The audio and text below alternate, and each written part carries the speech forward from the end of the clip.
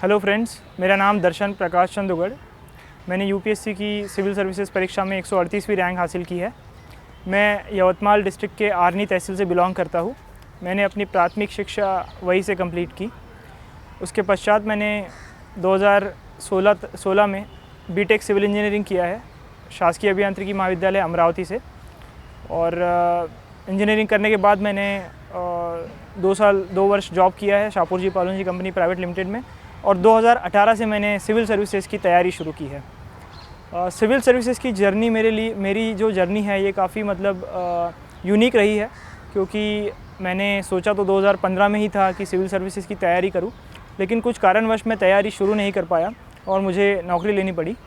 नौकरी लेने के बाद मैंने 2 वर्ष नौकरी की। नौकरी में सब कुछ अच्छा चल रहा था, लेकिन मुझे कहीं ना कहीं ऐसे लगा कि कुछ ज़िंदगी में मिसिंग है, कई तो वॉइड है। तो उस वॉइड को फिल करने के लिए मैंने सिविल सर्विसेज की तैयारी शुरू की। और 2018 में मैंने जब तैयारी शुरू की तो सबसे पहले मेरा फोकस यही था कि प्रीलिम्स को क्लियर करना है। और प्रीलिम्स की तैयारी करते करते सबसे पहले अगर मैं प्रीलिम्स की तैयारी की बात अगर आपसे करना चाहूँ तो कोई भी कैंडिडेट सबसे पहले सिलेबस को देखे, सिलेबस को अच्छी तरीके से एनालाइज़ करे, सिलेबस में क्या क्या टॉपिक्स हैं। उसके साथ साथ प्रीवियस ईयर के क्वेश्चंस को देखे, क्वेश्चंस को देखकर ये जाने कि किन टॉपिक्स पे ज़्यादा सवाल पूछे जाते हैं, कौन से टॉपिक्स इम्पॉर्टेंट है, और उन टॉपिक्स पे फोकस करें। जैसे कि सबसे पहले अगर आपको पढ़ाई शुरू करनी है तो आप लक्ष्मीकांत से शुरू कर सकते हो। इंडियन पॉलिटी के लिए एम लक्ष्मीकांत और 11th स्टैंडर्ड का एक NCERT आता है, इंडियन कॉन्स्टिट्यूशन एट वर्क, वहाँ से आप शुरुआत कर सकते हैं। पहली रीडिंग में मेरी यह सलाह है एस्पेरेंट से कि वो नोट्स पहली रीडिंग में ना बनाएं। जनरली आप 1-2 रीडिंग कर लीजिए, उसके बाद आपको जो लगता है इंपॉर्टेंट टॉपिक्स आपको जो लगते हैं उनके ही आप नोट्स बनाएं। बाकी सारे टॉपिक्स आपको ऐसे ही याद हो जाएंगे, आप मल्टीपल रीडिंग्स करोगे तब। दोस्तों, सोशियोलॉजी के टॉपर्स के मुंह से तो आपने बहुत बार सुना होगा कि उन्होंने स्लीपी के रिसोर्सेज यूज किए। तो लेकिन ऐसे भी कुछ टॉपर्स हैं जो सोशो ऑप्शनल से नहीं है। वो क्यों स्लीपी का नाम लेते हैं? दोस्तों, हम स्लीपी क्लासेस में जीएस एक्सटेंसिवली कवर करते हैं। ना सिर्फ यूट्यूब में डेली 4 वीडियोस आते हैं दोस्तों वहां पर, बल्कि हमारे पेड मॉड्यूल्स हैं। आज भी भारत के most cost effective paid modules systematically coverage करते हैं पूरे जो जीएस को, एंड मेंटरिंग भी अब तो शामिल है। दोस्तों, मैं आपको इनवाइट करता हूं इस पूरी जर्नी में जो कि भारत के ग्रास रूट से क्रिएट कर रही है अब टॉपर्स। इंडियन पॉलिटी के बाद हम आते हैं इकोनॉमिक्स पे। इकोनॉमिक्स के लिए आप 11th स्टैंडर्ड का मैक्रो इकोनॉमिक्स का NCERT से स्टार्ट कर सकते हैं। वहाँ से आपके बेसिक्स क्लियर हो जाएंगे। मैक्रो इकोनॉमिक्स की NCERT काफ़ी ज़रूरी है, क्योंकि प्रीलिम्स के सीधे क्वेश्चन वहाँ से उठकर आ रहे हैं। काफ़ी सारे क्वेश्चंस पिछले कुछ सालों में वहाँ से सीधा उठकर आए हैं। तो मेरी यही सलाह है एस्पिरेंट से कि वो उसे ना छोड़े। उसके साथ साथ किसी भी कोचिंग का या फिर कोई रेफरेंस बुक आप रेफ़र कर सकते हो वैल्यू एडिशन के लिए, इकोनॉमिक्स के टॉपिक्स के लिए। इकोनॉमिक्स चूँकि काफ़ी महत्वपूर्ण हिस्सा है प्रीलिम्स का, तो इसे आप ना छोड़ें। इसके बाद क्वेश्चंस को देखकर ही आप अपनी स्ट्रैटेजी बनाएं। जैसे बैंकिंग है, मनी एंड बैंकिंग है, उसके बाद में गवर्नमेंट बजटिंग है, बैलेंस ऑफ पेमेंट्स है। ये सारे टॉपिक्स काफ़ी समय हर साल लगभग पूछे जाते हैं, तो इन टॉपिक्स पे फोकस करें। इसके साथ साथ क्वेश्चंस को अटेम्प्ट करने की एक प्रैक्टिस करनी ज़रूरी है। आप जितना क्वेश्चंस को अटेम्प्ट करने का प्रैक्टिस करोगे उतना आप एक्सेल करोगे प्रीलिम्स में। तो मेरा तो यही स्ट्रैटेजी था। मैं पहले रिसोर्सेज से पढ़ लेता था। पढ़ने के बाद में क्वेश्चंस किस टाइप के पूछे गए हैं प्रीलिम्स के एग्ज़ाम में, प्रीवियस ईयर की यूपीएससी के एग्ज़ाम में, उन पे मैं फोकस करता था। उसके बाद में मैं कोचिंग के मटेरियल, जो कोचिंग के क्वेश्चंस आते हैं, विजन की टेस्ट सीरीज़ हो गई या कोई भी दूसरी कोचिंग का टेस्ट सीरीज़ है जो आपको अच्छा लगता है, आप उसे रेफ़र कर सकते हैं। उसके बाद अगर सोर्सेज की बात की जाए तो हम आते हैं आर्ट एंड कल्चर, हिस्ट्री, इन सब टॉपिक्स पे। हिस्ट्री की प्रिपरेशन में हिस्ट्री 3 स्टेजेस में डिवाइडेड है, एंशिएंट हिस्ट्री, मिडिवल हिस्ट्री और मॉडर्न हिस्ट्री। तो एंशिएंट हिस्ट्री की तैयारी अगर आप कर रहे हो तो आप NCERT से स्टार्ट कर सकते हो। तमिलनाडु बोर्ड की एक NCERT आती है, उसे आप रेफ़र कर सकते हो। उसके साथ साथ 6th, 7th और 8th स्टैंडर्ड की आर पास करके NCERTs है, उन NCERTs को आप रेफ़र करें। वहाँ से सीधा क्वेश्चन पूछे गए हैं। जैसे कि लास्ट ईयर एक अशोका का क्वेश्चन पूछा गया था 2020 की परीक्षा में।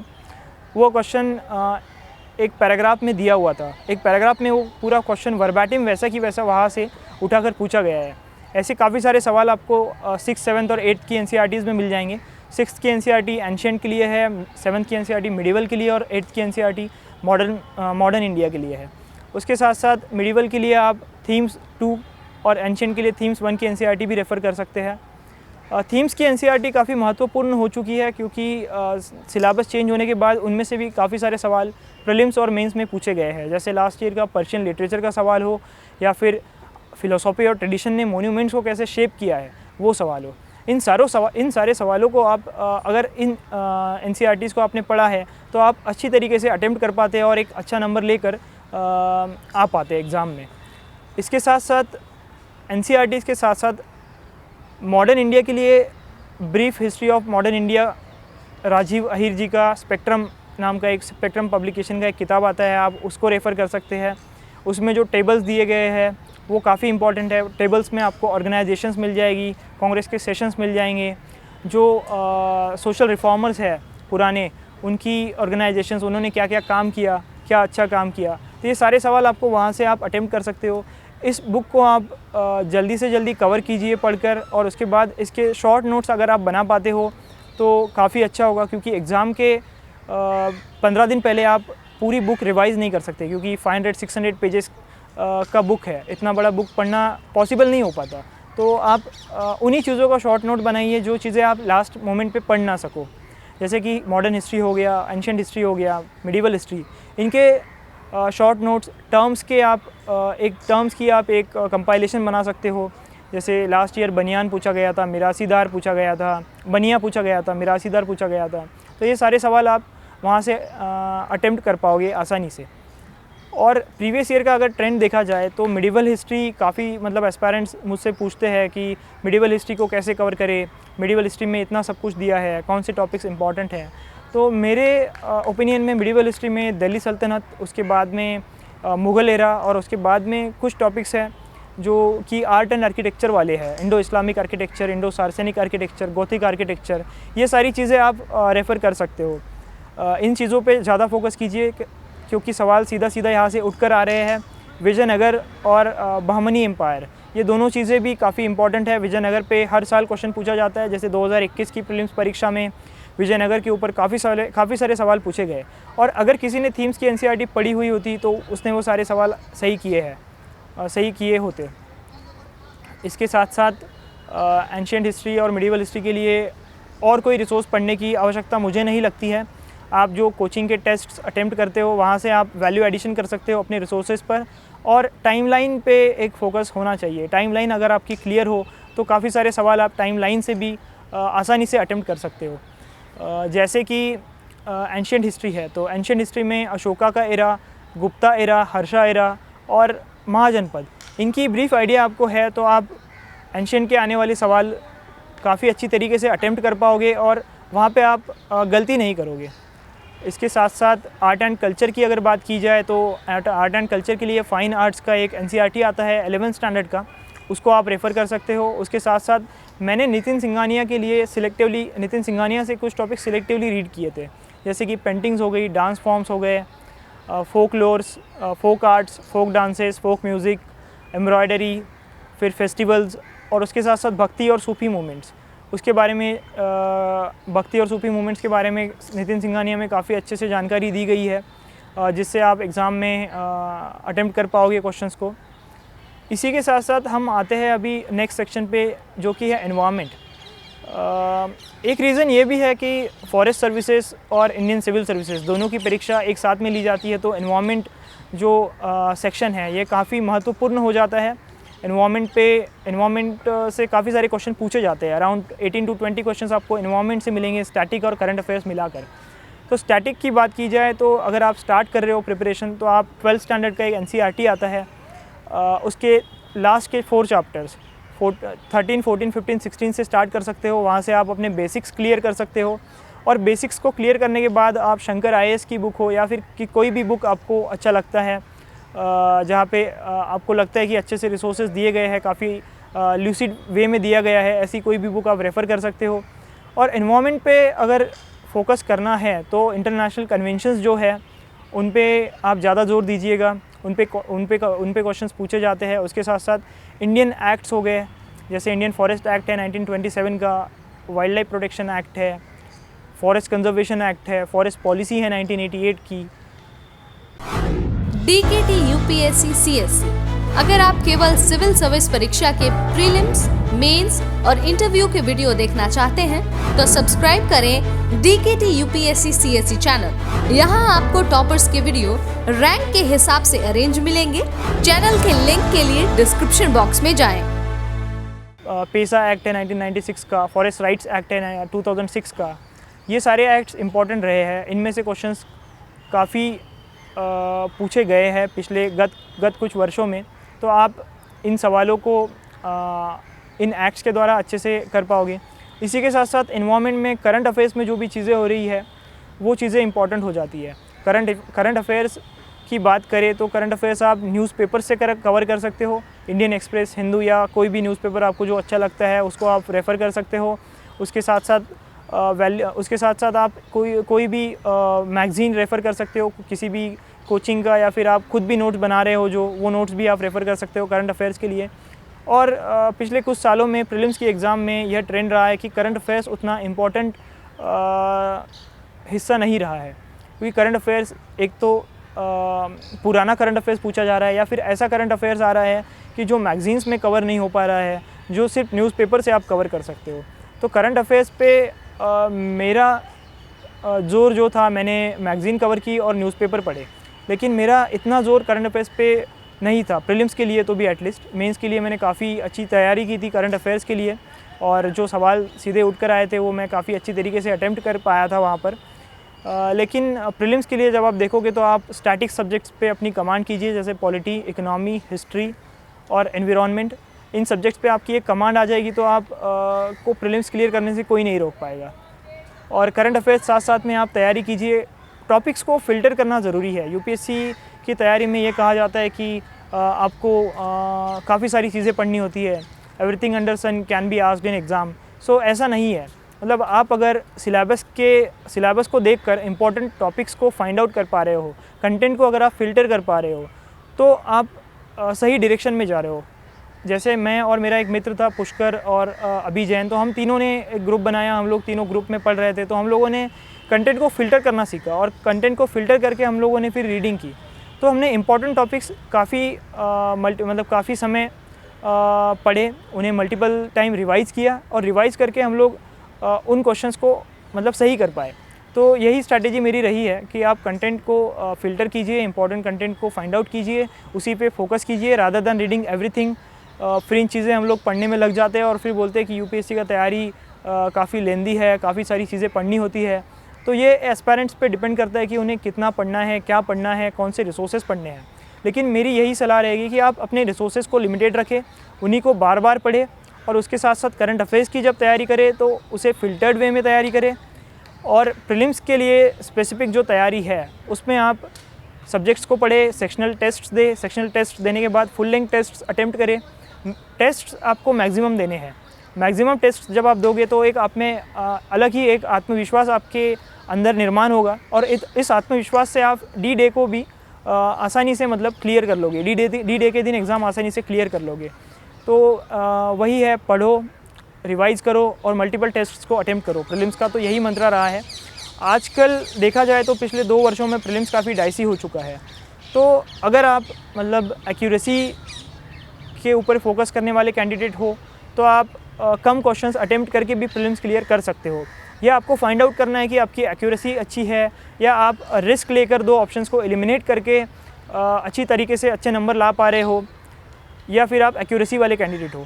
या आप आइडेंटिफाई टेस्ट्स के थ्रू कर सकते हो, और उसी के साथ आप एक ऑप्टिमम अटेम्प्ट पे आ सकते हो कि आप कितना आपका मैक्सिमम अटेम्प्ट एग्ज़ाम में होना चाहिए। तो ये आपको टेस्ट के थ्रू पता चलेगा। मेरी स्ट्रैटेजी यही रही थी कि मेरी एक्यूरेसी उतनी अच्छी नहीं थी, 60-65% एक्यूरेसी होती थी। तो मैंने यही स्ट्रैटेजी अपनाई कि मैं मैक्सिमम क्वेश्चंस को अटेम्प्ट करने की कोशिश करता था। और जब भी आप क्वेश्चन को अटेम्प्ट करने की कोशिश कर रहे हो तो आपको अगर नहीं भी पता है उस क्वेश्चन के बारे में, या आपको उस क्वेश्चन के बारे में नॉलेज नहीं है, तो आप एलिमिनेशन की टेक्निक को यूज़ कर सकते हो। एलिमिनेशन में आपको यह देखना है कि कौन से ऑप्शन इस आंसर में नहीं आने चाहिए। जैसे कि 2017 में एक सवाल पूछा गया था कि मालविका अग्निमित्रा जो है एक मालविका अग्निमित्रा एक बुक लिखा गया है कालिदास जी के द्वारा। तो ये बुक किसके ऊपर है? तो ये मालविका और अग्निमित्रा, इन दो शब्दों को अगर आप तोड़ोगे तो एक मालविका किसी स्त्री का नाम आता है और अग्निमित्रा किसी पुरुष का नाम आता है। तो यहाँ से जो ऑप्शंस है, ऑप्शंस में कुछ दिया था कि ये क्या यह एक लव स्टोरी है, क्या यह एक राज्यशास्त्र की कोई किताब है, क्या कोई अर्थशास्त्र की किताब है। तो ये सारे ऑप्शंस अर्थशास्त्र, राज्यशास्त्र, इन दोनों नामों को तोड़कर ही आप मतलब एलिमिनेट कर पाते। इन दोनों नेम्स को अगर आपने तोड़ दिया तो आपको पता चलता है कि ये ये एक कपल की कहानी है। तो एक कपल की कहानी है तो आप सीधा यहाँ पे लव स्टोरी मार्क कर सकते थे। जैसे 2021 के प्रीलिम्स में एक सवाल था 64 योगिनी माता के मंदिर पे। तो उसमें यह दिया गया था कि यह एकमात्र मंदिर है दुनिया में जो सर्कुलर है। तो ऐसा तो हो नहीं सकता कि पूरी दुनिया में एकमात्र कोई मंदिर हो जो सर्कुलर है। तो उस ऑप्शन को आप एलिमिनेट कर सकते थे। उसके बाद में यह दिया गया था कि 64 Yogini temple belongs to Vaishnavite tradition. अब चूँकि यह माता जी का मंदिर है तो यह विष्णु भगवान की पूजा तो यहाँ पे मतलब की नहीं जानी चाहिए। ये लॉजिक से भी आप इसको एलिमिनेट कर सकते थे। तो इन दो ऑप्शंस के बारे में आप अगर स्टेटमेंट्स को सही से पढ़ते तो भी आपका क्वेश्चन सही से मतलब स्टेटमेंट को सही से पढ़ते तो आपका आंसर आ जाता। तो यही टेक्निक को आपको मास्टर करना है और इस टेक्निक को मास्टर करने के लिए आपको प्रीवियस ईयर के क्वेश्चंस देखने होंगे। प्रीवियस ईयर के क्वेश्चंस में आपको काफ़ी सारा ट्रेंड पता चलेगा, हिंट्स पता चलेगी। उन हिंट्स पे आपको काम करना है और काम करके डी-डे के दिन अच्छे से अच्छा परफॉर्म करना है। दोस्तों, सोशियोलॉजी के टॉपर्स के मुंह से तो आपने बहुत बार सुना होगा कि उन्होंने स्लीपी के रिसोर्सेज यूज़ किए। तो लेकिन ऐसे भी कुछ टॉपर्स हैं जो सोशो ऑप्शन से नहीं है। वो क्यों स्लीपी का नाम लेते हैं? दोस्तों, हम स्लीपी क्लासेस में जीएस एक्सटेंसिवली कवर करते हैं। ना सिर्फ यूट्यूब में डेली 4 वीडियोस आते हैं दोस्तों वहाँ पर, बल्कि हमारे पेड मॉड्यूल्स हैं। आज भी भारत के most cost effective paid modules systematically coverage करते हैं पूरे जो जीएस को, एंड मेंटरिंग भी अब तो शामिल है। दोस्तों, मैं आपको इनवाइट करता हूँ इस पूरी जर्नी में जो कि भारत के ग्रास रूट से क्रिएट कर रही है अब टॉपर्स। चूँकि मैंने बात की है ट्रेंड्स की, तो ट्रेंड में अगर आप देखोगे तो लास्ट ईयर के प्रीलिम्स के पेपर में जो क्वेश्चन दिए होते हैं, क्वेश्चंस के 4 ऑप्शंस होते हैं। तो 4 ऑप्शंस में से नेक्स्ट ईयर उन्हीं ऑप्शंस में से उठकर सवाल आ रहे हैं। तो आपको यह करना है कि प्रीवियस ईयर के क्वेश्चंस में जब आप प्रीवियस ईयर के क्वेश्चंस की प्रैक्टिस कर रहे हो तो जो ऑप्शंस दिए हैं उन ऑप्शंस को भी आप देखो, ऑप्शंस में क्या दिया गया है, ऑप्शंस के बारे में आप थोड़ा बहुत पढ़ लो। क्योंकि नेक्स्ट ईयर अगर उन्हीं ऑप्शंस पे क्वेश्चन आता है तो आप बेटर पोजीशन में रहोगे कि आप उन क्वेश्चंस को अटेम्प्ट कर पाओ। जैसे 2019 की एग्ज़ाम पे नुब्रा वैली, नुब्रा रिवर जो था उसके ग्लेशियर के बारे में दिया गया था। जैसे सियाचिन ग्लेशियर से नुब्रा रिवर निकलती है दिया गया था। 2020 में यही पूछा गया कि नुब्रा वैली कहाँ सिचुएटेड है। तो अगर किसी ने 2019 का पेपर एनालाइज़ किया होता तो वहाँ पे उसे डायरेक्टली पता चल जाता कि नुब्रा वैली सियाचिन ग्लेशियर के आसपास में है और नुब्रा वैली के नॉर्थ में सियाचिन ग्लेशियर है। तो ये सवाल वहाँ से आसानी से किया जा सकता था। उसी के साथ साथ क्रिस पार CAS 9 का जो सवाल है जो 2019 में आया, 2019 के बाद में 20 में फिर से क्रिस पार CAS 9 क्या है ये पूछा गया। 19 में कुछ ऑप्शन में दिया गया था, वहाँ पे अगर किसी ने 19 के बाद ऑप्शंस को अगर सर्च किया होता, ऑप्शंस के बारे में पढ़ा होता तो वो आसानी से 2020 में सवाल अटेम्प्ट कर पाता।